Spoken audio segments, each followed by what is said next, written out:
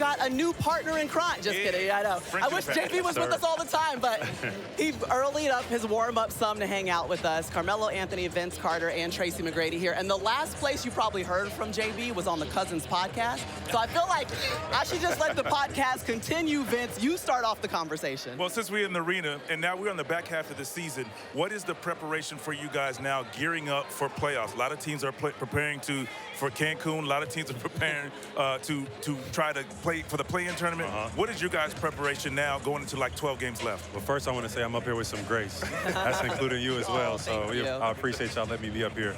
But getting ready is just getting ready for the playoffs.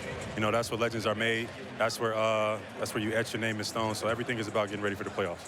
I got a non-basketball question for you. You mentioned that this year wasn't like your best fasting, kind of moment because of spiritually, because emotionally, mentally, but you still came out and your numbers was even better. Like, that's a testament to your mental toughness. Like, how would you describe going through that moment when it comes to your mental toughness? I never want to bring notoriety to myself for fasting or anything like that. It's a bunch of people all over the world that's taking part in Ramadan, et cetera, like that. So this year wasn't my best year, just for personal reasons, but it's a great time to grow on your spiritual journey, and I'm humbled to be able to participate. And what's so interesting about that, if that's how it was coming into the year, but now you're on your way to a career year. Yeah. I mean, in scoring and assists, the way that you've been attacking the game, and you've really held the entire team, the organization afloat as we awaited the return of Jayson Tatum. I'm just curious now how the mindset changes or shifts, or what's been going on for you as you almost are playing in two separate, completely different seasons right now. Yeah, it's definitely some things you adapt to, and that's a part of life. You just got to adapt and roll with the punches. But the things that don't show up on the analytics sheets is just leadership, ability to galvanize your guys, get everybody on the same page, and inspire everybody to be empowered in whatever their role is. And that's something that I've taken charge in. That's something that I've improved in that aspect of. And I feel like that's gotten us to where we are today. Yeah. Non-basketball question, JB. So, as you all know, I starred in a Oscar-winning movie in Marty Supreme. You know what I mean? Made a great cameo in there. Tell us about your cameo in Blue Bloods, my guy. Well, I got the call from my guy, Donnie Wahlberg, my brother. He allowed me to come participate. That was pretty fun, just to be on set and to get to, mix it up a little bit and explore acting a little bit.